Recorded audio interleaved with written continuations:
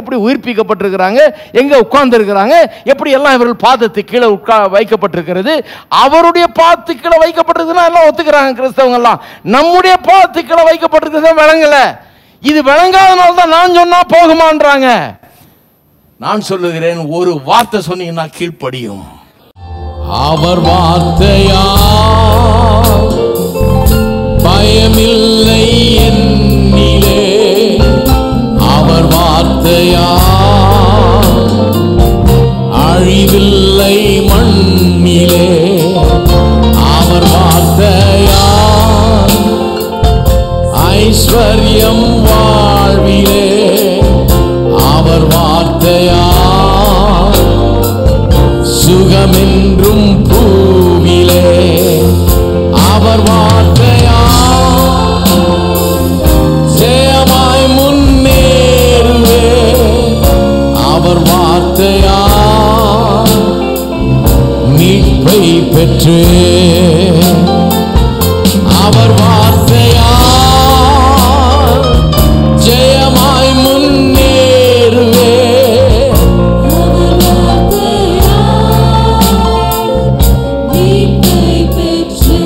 இன்னொரு முறை பாடுவோம். அவர் வார்த்தையா பயமில்லை என்னிலே, அவர் வார்த்தையா அழிவில்லை மண்ணிலே, அவர் வார்த்தையா ஐஸ்வர்யம் வாழ்விலே, அவர் வார்த்தையா சுகமென்றும் பூவிலே, அவர் வார்த்தையா ஜெயமாய் முன்னேறுவே, அவர் வார்த்தையா மீட்பை பெற்றே, அவர் வார்த்தையா ஜெயமாய் முன்னேறுவே, அவர் வார்த்தையா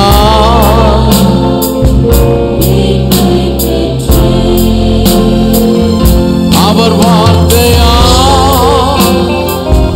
ஜெயமாய் முன்னேறுவே, அவர் வார்த்தையா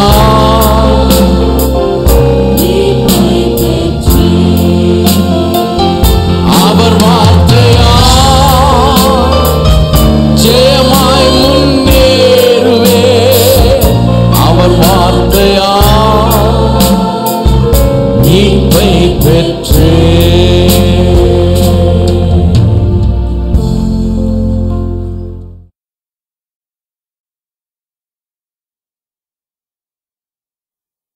எபேசியர் 1:16 இடைவிடாமல் உங்களுக்காக ஸ்தோத்திரம் பண்ணி என் ஜெபங்களில் உங்களை நினைத்து, நம்முடைய கர்த்தராகிய இயேசு கிறிஸ்துவின் தேவனும் மகிமையின் பிதாவானவர் தம்மை நீங்கள் அறிந்து கொள்வதற்கான ஞானத்தையும் தெளிவையும் அளிக்கிற ஆவியை உங்களுக்கு தந்தருள வேண்டும் என்றும், தாம் தம்மை அழைத்ததினாலே நமக்கு உண்டாயிருக்கிற நம்பிக்கை என்னதென்றும், பரிசுத்தவான்களிடத்தில் நமக்கு உண்டாயிருக்கிற சுதந்திரத்தினுடைய மகிமையின் ஐஸ்வர்யம் என்னதென்றும், தாம் கிறிஸ்துவை மரித்தோரிலிருந்து எழுப்பி அவரிடத்தில் நடப்பித்த தமது பலத்த சத்துவத்தின் வல்லமைப்படியே விசுவாசிக்கிறவர்களாகிய நம்மிடத்திலே காண்பிக்கும் தம்முடைய வல்லமையின் மகா மேன்மையான மகத்துவம் என்னதென்றும் நீங்கள் அறியும்படிக்கு அவர் உங்களுக்கு பிரகாசம் உள்ள மனக்கண்களை கொடுக்க வேண்டும் என்றும் வேண்டிக் கொள்கிறேன்.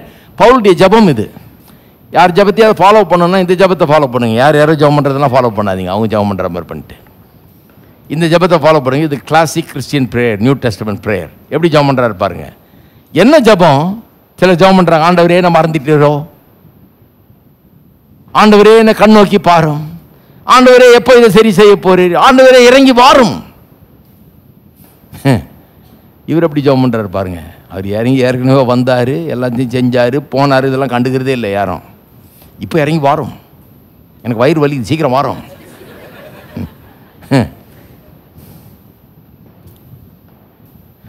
புள்ள சொல்கிற பேச்சு கேட்க மாட்டேங்கிறான், சீக்கிரம் வாரம் ஆண்டவரே. இவர் எப்படி ஜெபம் பண்ணுறாரு பாருங்க. சரியான அப்போஸ்தலர் ஜெபம் பண்ணுறாரு, ஆண்டவரே எல்லாத்தையும் செஞ்சு முடிச்சுட்டீர் நீர். முதல் இப்போ வாஸ்த வசனுடைய அர்த்தம் என்ன? ரொம்ப ஹை வேர்ட்ஸு, சிம்பிளாக சொல்கிறேன். அர்த்தம் என்னென்னா, ஆண்டவரே எல்லாத்தையும் செஞ்சு முடிச்சிட்டீர், அதை எல்லாமே இவர்கள் அறிந்து கொள்ளும்படியாக இவளுக்கு பிரகாசமுள்ள மனக்கண்கள் உண்டாக வேணும் என்று வேண்டிக் கொள்ளுகிறேன். சபைக்கு இன்றைக்கி என்ன முக்கியம்னா, நீ வா நம்மெல்லாம் சேர்ந்து அழுது கூப்பாடு போடுவோம், ஆண்டவர் ஏதாவது செய்வார்னு சொல்கிறது இல்லை. ஹலோ, நிறைய பேர் அப்படி அப்ரோச் பண்ணுறாங்க. வந்துருங்க எல்லாம் சீக்கிரம். 1000 பேர் சேர்ந்து பரலோகத்தை அசைச்சா கேட்காத கர்த்தர் கூட கேட்பார். நம்முடைய ஜெபம் அங்கே கேட்கும். அப்போ தான் எல்லாரும் கூடி வந்து நாம் ஜெபிச்சா அங்கே கேட்கும். கேட்ட பிறகு அவர் அசைவார். அவர் பாவம் தூங்கிட்டு இருப்பார் போல இருக்கு. 1000 பேர் சேர்ந்து கத்துனாதான் அவருக்கு. ஹலோ, அவர் உறங்குகிறதும் இல்லை, தூங்குகிறதும் இல்லை. நமக்காக எல்லாத்தையும் செஞ்சு முடிச்சிட்டாரு. முடிச்சுட்டு எப்போ நீங்கள் இதை புரிஞ்சு கொள்ள போகிறீங்கன்னு பார்க்குறாரு. என்ன புரிஞ்சு கொள்வீங்கன்னு, எப்படி அவருக்கு என்ன நடந்தது, உங்களுக்காக அவர் என்னத்தை செஞ்சு முடிச்சிருக்காருன்னு எப்போ நீங்கள் புரிஞ்சு கொண்டு அதை சொந்தம் பாராட்ட ஆரம்பிக்க போகிறீங்க, எப்போ அதை எடுத்துக்கொள்ள போகிறீங்க, எப்போ அதன் அடிப்படையில் வாழ போகிறீங்கன்னு அவர் காத்துட்டு இருக்கிறாரு. நம்ம அவருக்காக காத்துட்டு இல்லை. சில நான் கத்திருக்காக காத்துட்டு இருக்கிறேங்க, என்னமோ பண்ணுவாருன்னு நினைக்கிறேன். இல்லை, அவர் பண்ணுறதெல்லாம் பண்ணிட்டார். உங்களுக்காக அவர் காத்துட்டு இருக்கிறார். நீங்கள் என்ன பண்ண போகிறீங்க? பிரகாசம் உள்ள மனக்கண்கள் வந்தால் தான் ஆக்ட் பண்ணுவோம் நம்ம. அதில் தான் விசுவாசம் அதன் அடிப்படையில் தான் இருக்குது. அப்போ தான் விசுவாசத்தின் ஆரம்பமே. விசுவாசம் அறிவின் அடிப்படையில் இருக்குது. நிறைய பேர் விசுவாசம்னா இருட்டில் குதிக்கிறதுன்னு நினச்சிட்டு இருக்கிறாங்க, கண்ணு தெரியாமல். விசுவாசத்தில் குதி, பரவாயில்ல, என்ன இருக்குதுன்னு பார்க்கலன்னா பரவாயில்ல. இல்லை இல்லை, விசுவாசன்றது it's not a leap in the dark. Faith is knowing surely. Faith is the assurance of things hope for. விசுவாசம் நம்பப்படுவர்கள் நிச்சயம், காணப்படாதவர்களின் உறுதி, நம்பப்படுவர்கள் நிச்சயம் அப்படின்னு சொல்லிடுது. அப்போ விசுவாசன்றது இருட்டில் குதிக்கிறது இல்லைங்க. விசுவாசம்ன்றது நல்லா அறிஞ்சு நிச்சயமாக அறிஞ்சிருக்கிறது, அதை குறித்து உறுதி உண்டாயிருக்கிறது. அதான் விசுவாசம். கர்த்தர் எப்படி சொல்லியிருக்கார், இதை எனக்கு செய்திருக்கிறார், இது என்னுடையது, இது எனக்கு சொந்தன்ற உறுதி நிச்சயம் தான் விசுவாசம். பாருங்க, பிரகாசமுள்ள மனக்கண்கள், இதுதான் ஜபம். உங்களுக்காக டெய்லி அதை ஜபம் பண்ணுங்க. ஆண்டவரே பிரகாசமுள்ள மனக்கண்கள். வேற எதுவும் பிரச்சனை இல்லை. அவர் ஒன்றும் டிலே பண்ணிட்டு இல்லை உங்களுக்கு ஆசீர்வாதத்தெல்லாம். உங்கள் ஆசீர்வாதம்லாம் ரொம்ப நாளாக பார்க்டாக இருக்குது, காத்துக்கிட்டு எடுக்கிறதுக்கு ஆள் இல்லாமல். ஹலோ, ஏற்கனவே எல்லாம் ஏற்படுத்தி வச்சுட்டு உட்காந்துட்டு இருக்கிறாரு அவர். எப்போ தான் வந்து எடுக்க போகிறான்னு நல்ல கவனிங்க. வேண்டிக் கொள்ளுகிறேன். என்ன வேண்டிக் கொள்றாரு, என்ன பண்ணி முடிச்சிருக்காரு அவர் சொல்றாரு பாருங்க. எல்லா துரைத்தனத்துக்கும் அதிகாரத்துக்கும் வல்லமைக்கும் கர்த்தத்துவத்துக்கும் இம்மையில் மாத்திரமல்ல மறுமையிலும் பேர் பெற்றிருக்கிற எல்லா நாமத்துக்கும் மேலாய் அவர் உயர்ந்திருக்கத்தக்கதாக. யார்? இயேசு உயர்ந்திருக்கத்தக்கதாக. எந்த இயேசு? மாம்ச ரூபத்தில் வந்தார் அந்த இயேசு. அவர் உயர்ந்திருக்கத்தக்கதாக அவரை உன்னதங்களில் தம்முடைய வலது பார்சத்தில் உட்காரும்படி செய்து எல்லாவற்றையும் அவருடைய பாதங்களுக்கு கீழ்ப்படுத்தி. பாருங்க, எல்லாத்துக்கும் அவரை சுதந்திரவாளி ஆக்கிட்டாரு.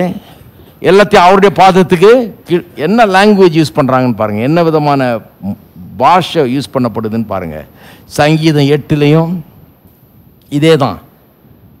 மகிமையினாலும் கனத்தினாலும் முடி சூட்டினீர், எல்லாத்தையும் அவனுடைய பாதத்துக்கு கீழ்ப்படுத்தினார். மனுஷன் அப்படி தான் உண்டாக்குனார். இப்போ அந்த ஆதாமை அப்படி தான் உண்டாக்குனார். அதை பற்றி அப்படி சொல்லியிருக்குது. இங்கே இந்த 2ஆம் ஆதாமை பற்றி அதே மாதிரி சொல்லியிருக்குது. இயேசுவை பற்றி அப்படியே சொல்லியிருக்குது. அவரை உன்னதங்களை தம்முடைய வலது பார்சத்தில் உட்காரும்படி செய்து எல்லாவற்றையும் அவருடைய பாதங்களுக்கு, அந்த ஆதாமுடைய பாதங்களுக்கு எல்லாத்தையும் கீழ்ப்படுத்தினது போலவே இவருடைய பாதங்களுக்கு எல்லாத்தையும் கீழ்ப்படுத்தி எல்லாவற்றையும் எல்லாவற்றாலும் நிரப்புகிறவருடைய நிறைவாகிய சரீரமான சபைக்கு அவரை எல்லாவற்றுக்கும் மேலான தலையாக தந்தருளினார். சபைக்கு தலையாக தந்தருளினார்.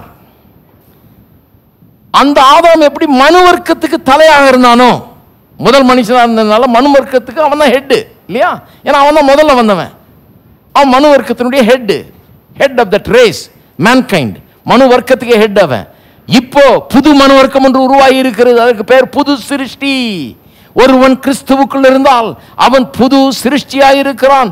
பழையவெல்லாம் ஒளிந்து போயின, எல்லாம் புதிதாயின. புது சிருஷ்டி எனப்படுகிற இந்த புது மனு வர்க்கத்திற்கு ஒரு புதிய தலைவர், புதிய ஆதாம் ஒருவர் நியமிக்கப்பட்டிருக்கிறார். அவரை சர்வத்துக்கும் சுதந்திரவாளியாக்கி அவருடைய பாதத்துக்கு எல்லாத்தையும் கீழ்ப்படுத்தி அவரை உன்னதங்களிலே வலது பார்சத்தில் அவரோடு உட்கார செய்து அவருடைய பாதத்துக்கு எல்லாத்தையும் கீழ்ப்படுத்தி வைத்திருக்கிறார். அவர் தான் இந்த ஆதாம், 2வது ஆதாம். இருக்கீங்களா? இந்த 22ஆம் வசனத்தை, 23ஆம் வசனத்தையா 23, அதை இன்னொரு மொழிபெயர்ப்பு இப்படி சொல்லுது. சபைக்கு அவர் எல்லாவற்றுக்கும் மேலாக தலையாக தந்தருளினார். இங்கே இருக்குது இல்லையா? இங்கிலீஷில் ஒரு மொழிபெயர்ப்பு இப்படி சொல்லுது, சபைக்கு தலையாக அவரை தந்தளினார்ன்றதுக்கு பதிலாக சபையினுடைய பிரயோஜனத்திற்காக அல்லது சபையினுடைய நன்மைக்காக. இங்கிலீஷில் எப்படி வருது? For the benefit of the church he made him the head over the church. சபையினுடைய நன்மைக்காக, சபையினுடைய பிரயோஜனத்துக்காக அவரை சபைக்கு தலையாகிறார். அப்படின்னா அவர் சபைக்கு தலையாயிருக்கிறது அல்லது இந்த புதிய மனு வர்க்கத்திற்கு அல்லது புது சிருஷ்டிப்புக்கு தலையாயிருக்கிறது, முதற்பேரானவராக இருப்பது என்பது அவருடைய நன்மைக்காக இல்லை. அவர் செத்தது அவர் நன்மைக்காக இல்லை, அவர் சாக வேண்டியதே இல்லை, அவர் எந்த பாவம் செய்யலையே, நம்முடைய பாவத்துக்காக தான் செத்தார். அவர் பாதாளம் சென்றது அவருடைய நன்மைக்காக இல்லை, பரலோகத்திலேருந்து அவர் பிசாசை ஒரு நசுக்குனாருன்னா அவன் பூச்சி மாதிரி போயிருப்பான். அவர் ஒன்றும் பாதாளம் வரைக்கும் போய் பிசாசிட்ட ஒன்றும் பண்ண வேண்டியதில்லை. ஆனால் எதற்காக பண்ணார்? மனுஷனாய் செய்தார். மனுஷனாய் படித்து மனுஷனாய் பாதாளத்துக்கு சென்று மனுஷனாய் பிசாசை வென்று அந்த மனுஷனுடைய வெற்றியை மனுஷருக்கு சொந்தமாக்கும்படியா அப்படி செய்தார். இதெல்லாம் மனுஷருக்காக செய்யப்படுது, சபையினுடைய நன்மைக்காக. சபையினுடைய நன்மைக்காக, for the benefit of the church, சபையினுடைய நன்மைக்காக, சபை அதன் மூலமாக பயனடையும்படியாக அவரை தலையாக்கினார். ஹலோ, நம்முடைய பெனிஃபிட்டுக்காக எல்லாம் சொல்லுங்க, என்னுடைய நன்மைக்காக, என்னுடைய பிரயோஜனத்துக்காக. இதை பிரயோஜனப்படுத்திங்கன்றார். எதை பிரயோஜனப்படுத்திங்க? அவர் எல்லாத்துக்கும் மேலே உட்கார வச்சிருக்கிறாரு, எல்லாத்தையும் அவருடைய பாதத்துக்கு கீழே வச்சிருக்கிறாரு, எல்லாருடைய அதிகாரத்துக்கு கீழே இருக்குது. இதை யூஸ் பண்ணிக்கங்க நல்லா. எதை யூஸ் பண்ணுறது? யாருக்கு கீழே வச்சிருக்கிறாரு? ஒரு மனுஷனுக்கு கீழே. அதனால் பிசாசை பார்த்து பயப்படாதீங்க, பிரச்சனையை பார்த்து பயப்படாதீங்க, அதிகாரத்தையும் வல்லமையும் கர்த்தத்துவத்தையும் எல்லாம் இந்த அது இதுன்னு எல்லாத்தையும் கண்டு பயப்படாதீங்க. பயப்படாம எல்லாம் இவருடைய பாதத்துக்கு கீழ்பட்டிருக்கு. ஒரு மனுஷனுடைய பாதத்துக்கு கீழே எல்லாம் வைக்கப்பட்டிருக்கிறது. ஒரு மனுஷன் அவருடைய பாதத்துக்கு கீழே எல்லாம் வைக்கப்பட்டிருக்குன்னா எல்லா மனுஷரும் அதிகாரிகள் ஆகிவிட்டால்னா அதுக்கு அர்த்தம் அது இல்லைங்களா? வேதவசனம் சொல்லுது 1 யோவான் 5:19, the whole world lieth in the tight grip of the wicked one. அதாவது முழு உலகமும் பிசாஸ் பொல்லாங்கனுடைய பிடிக்குள் கிடக்கிறது. ஒருத்தன் கூட எக்ஸம்ஷன் கிடையாது. அதில் எல்லாமே பிசாசுடைய பிடிக்குள்ளே கிடக்கிறாள்னு இருக்கு. அப்படி இந்த உலகத்தில் ஒரு ஆள் தப்பிச்சாச்சு. யாரு? இயேசு. மனுஷர்னா உலகத்தில் மனுஷனாக பிறந்த ஆதாமுடைய சந்ததியிலேருந்து மனுஷனாக பிறந்த எவனும் பிசாசுக்கு அடிமை தான். அப்படிதான் அது பாவத்துக்கு அப்புறம், பாவம் வந்த பிறகு. ஆனால் ஒரே ஒரு மனுஷன் அதுக்கு விலக்கு. அது யாரு? இயேசு. மனுஷனாக பிறந்து பாவம் இல்லாமல் வாழ்ந்து சிலுவையில் மரித்து பாவமாகி பாதாளம் வரை சென்று பிசாசின் கோட்டைக்குள்ளே சென்று சாவையும் நோயையும் பேயையும் எல்லாத்தையும் வென்று அங்கிருந்து பாதாளத்தின் திறவுகளை கையில் எடுத்தவராக வெளியே வந்தவர் இவர். வந்துட்டார். இன்னொரு கதை சொல்லியிருக்கேன். அமெரிக்காவில் ஒரு ஜெயில் இருக்குது, ஆல்கட்ராஸ்னு, சான் பிரான்சிஸ்கோவில் கடலுக்கு நடுவில் இருக்குது. இந்த ஜெயிலில் யாரை போடுவாங்கன்னா ரொம்ப மோசமான குற்றவாளிகளை, அடிக்கடி தப்பிச்சு ஓடுறவன், ரொம்ப பெரிய பெரிய குற்றங்கள் செய்தவன், செஞ்சது மட்டும் இல்லை தப்பிச்சு ஓடுறது, அப்படிப்பட்ட ஆளை கொண்டு போய் அங்கே போடுவாங்க. ஏன்னா தப்பிச்சு ஓடினா அங்கேருந்து கடலில் விழுந்து சாகணும், அவ்வளோதான். யாரும் தப்பிச்சதாகவே சரித்திரம் கிடையாது. ஆகவே தப்பிச்சு ஓடுற அந்த கொடுமையான குற்றவாளிலாம் கொண்டு அங்கே போடுறது, தப்பிக்க முடியாதுன்னு சொல்லி அதுக்குன்னே வச்சுருந்தாங்க அந்த இடத்த. பேர் போன இடம். அங்கே ஒருத்தன் என்ன பண்ணால் கூட 2 பேரை சேர்த்துக்கிட்டு நோண்டி நோண்டி நோண்டி டெய்லி ஒரு ஹோல் போட்டு அதில் வெளியே வந்து க்ளீனாக ராஃப்டர்லாம் பண்ணி அதை நீந்தி வர்றதுக்கு, அந்த குளிரில் சாகாதபடிக்கு, தண்ணியில் ஐஸ் தண்ணியில் சாகாதபடிக்கு எல்லாம் உடுத்துறதுக்கெல்லாம் எல்லாம் பண்ணி நீந்தி வெளியே வந்து வேறு நாட்டுக்கே போய் சேர்ந்துட்டான். ஓடியே போயிட்டான். அவன் ஓடின உடனே அந்த ஜெயிலை இழுத்து மூடிட்டாங்க. ஏன்னா ஒருத்தன் போனான்னா அப்புறம் இந்த ஜெயிலுக்கே அர்த்தம் இல்லை. இந்த ஜெயிலுடைய பேரே இன்னைக்கு கெட்டு போச்சு. ஒருத்தன் போனான்னா அப்புறம் மற்றவனும் யோசிப்பான்ல, நோன்றான்னுமா நம்மளும் போயிடலான்னு. ஒருத்தன் போனது எல்லாரும் போயிடலான்றதுக்கு அடையாளமாக இருக்குது. நமக்காக ஒருவர் பூந்தார், யாரும் வெளியே வர முடியாத இடத்துல பூந்தார், பூந்து வெளியே வந்தார், பிசாசை மேற்கொண்டு விட்டார், ஜெயித்து விட்டார். ஒருத்தர் நம்ம ஜாதிங்க, நம்ம மனு வர்க்கம், நம்ம இனத்தை சேர்ந்தவர், தாயின் வயிற்றில் பிறந்தவர், உங்களைப் போல என்ன போல மாம்சம் ரத்தம் எலும்பும் உடையவர், ஒரு தாயின் வயிற்றில் ஒரு ஊர்ல ஒரு நாள்ல பிறந்தவர், மனுஷனாய் பிறந்தவர், பிசாசை வென்று ஜெயித்து வெளியே வந்துட்டாரு. ஆகவே நான் சொல்றேன், நீங்களும் நானும் ஒருபோது பிசாசுக்கும் எந்த ஒரு காரியத்துக்கு அடிமைப்பட வேண்டியதில்லை.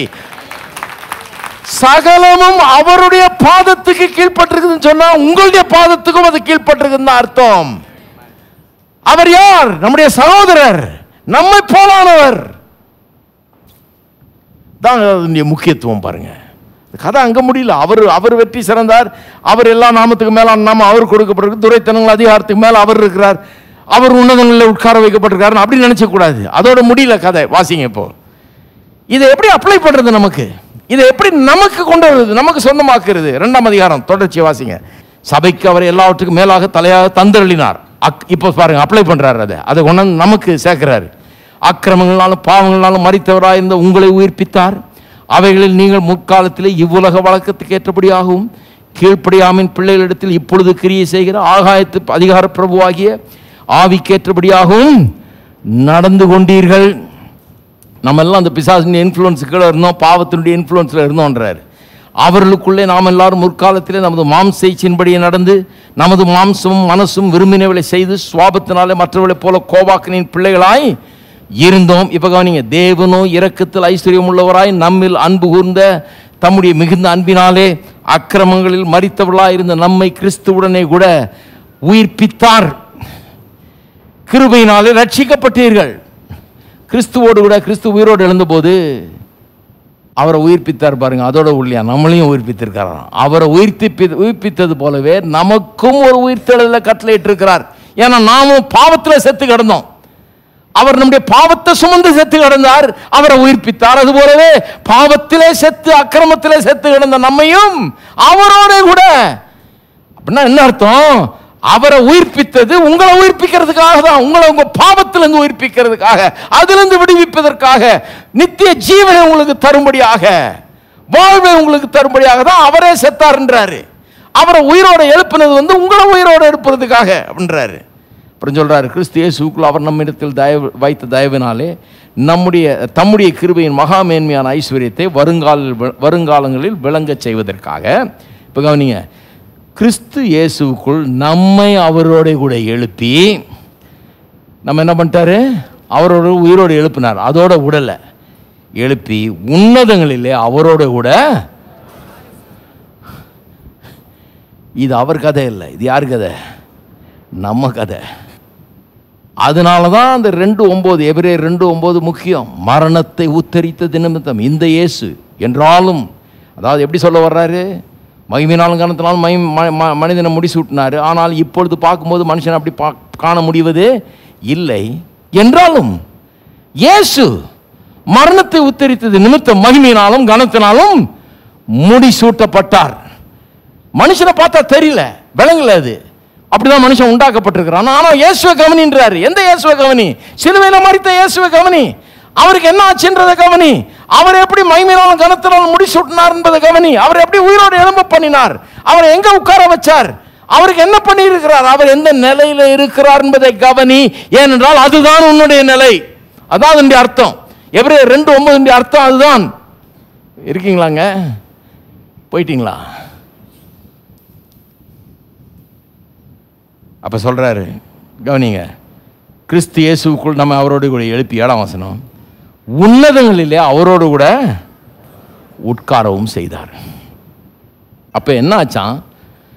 நல்லா கவனிங்க. சகல துரைத்தனங்கள் அதிகாரங்கள் வல்லமை கர்த்தத்துவம் இன்றைக்கும் என்றைக்கும் பேர் பெறப்போகிற எல்லா நாமத்துக்கும் மேலாக அவரை உயர்த்தி தேவனுடைய வலது பாசத்தில் அவர் உட்கார செய்து எல்லாத்தையும் அவருடைய பாதத்தை கீழ்ப்படுத்தி சபைக்கு அவரை தலையாக ஏற்படுத்தினார்.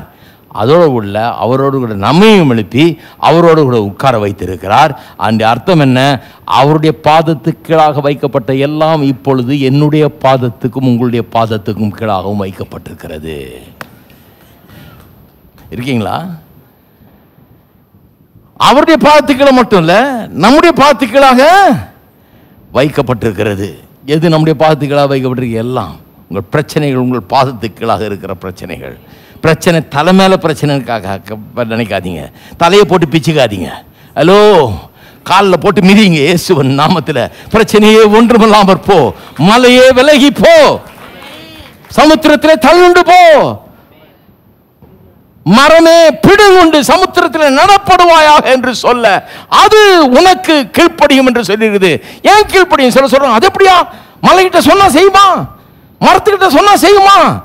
ஏன் விளங்குதுன்னா இது விளங்கல. இப்போ இவ்வளோ நேரம் பிரசங்கம் பண்ண அது விளங்கல. இவங்க எங்கே உட்கார வைக்கப்பட்டிருக்கிறாங்க, எப்படி உயிர்ப்பிக்கப்பட்டிருக்கிறாங்க, எங்கே உட்கார்ந்துருக்கிறாங்க, எப்படி எல்லாம் இவர்கள் பாதத்து கீழே வைக்கப்பட்டிருக்கிறது. அவருடைய பாதத்து கீழே வைக்கப்பட்டிருக்குன்னா எல்லாம் ஒத்துக்கிறாங்க கிறிஸ்தவங்க எல்லாம். நம்முடைய பாதத்து கீழே வைக்கப்பட்டிருக்கிறது விளங்கல. இது விளங்காதனால தான் நான் சொன்னா போகுமான்றாங்க. நான் சொல்லுகிறேன், ஒரு வார்த்தை சொன்னீங்கன்னா கீழ்ப்படியும். நம்முடைய விசுவாசம் இந்த அதிகாரத்தை நம்ம எப்படி பயன்படுத்துகிறோமோ அதில் தான் அடங்கி இருக்கிறது. அதிகாரத்தை பயன்படுத்த தெரியலன்னா விசுவாசம் பிரயோஜனம் கிடையாது. வச்சு என்ன பண்ணுறது? நிறைய பேருக்கு பாருங்க, விசுவாசத்தை பயன்படுத்த தெரியாதனால பிரச்சனை. இன்னைக்கு எல்லாம் நம்புகிறாங்க, பைபிளில் சொல்லியிருக்கு, அது சொல்லியிருக்கு, இது சொல்லியிருக்கு. நம்ம எப்படி யூஸ் பண்ணுறதுன்னு தான் தெரியல. எப்படி யூஸ் பண்ணுறதுன்னு பேச போகிறேன். இன்னும் எப்படி யூஸ் பண்ணணும்? வாயை திறந்து சொல்லணும். சொல்லலைன்னா மலை எப்படி போகும்? சொல்லலைன்னா பிரச்சனை எப்படி போகும்? ஆனால் நிறைய பேர் சொல்லிகிட்டே இருக்கிறாங்க. என்ன சொல்கிறாங்க? பிரச்சனையை சொல்லிகிட்டு இருக்கிறாங்க. பிரச்சனையை போன்னு சொல்கிறது இல்லை.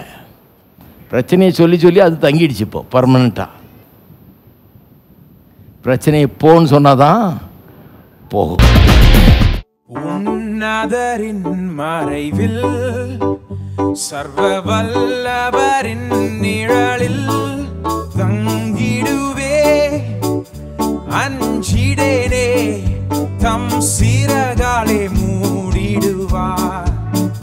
தேவன் என் அடைக்கலமே, உன்னதரின் மறைவில் சர்வ வல்லவரின் நிழலில் தங்கிடுவே, அஞ்சிடேனே, தம் சிறகாலே மூடிடுவார். தேவன் என் அடைக்கலம். திரும்ப பாடுவோம். உன்னதரின் மறைவில் சர்வ வல்லவரின் நிழலில் தங்கிடுவே, அஞ்சிடேனே, தம் சிறகாலே மூடிடுவார். தேவன் என் அடைக்கலமே. நான் கர்த்தரை நோக்கிடுவேன், என் அடைக்கலம் என்று சொல்வேன். நான் கர்த்தரை நோக்கிடுவேன், என் அடைக்கலம் என்று சொல்வேன். என் நம்பிக்கை நீ, என் கோட்டையும் நீ, பணிந்தே உம்மை துதித்திடுவேன். உன்னதரின் மறைவில் சர்வ வல்லவரின் நிழலில் தங்கிடுவே, அஞ்சிடேனே, தம் சிறகாலே மூடிடுவார். தேவன் என் அடைக்கலமே. என் பக்கத்தில் 1000 பேர் 10,000 பேர் விழுந்தாலும், என் பக்கத்தில் 1000 பேர் 10,000 பேர் விழுந்தாலும், என்னை அணுகிடாதே, அவர் தாவரமே, என்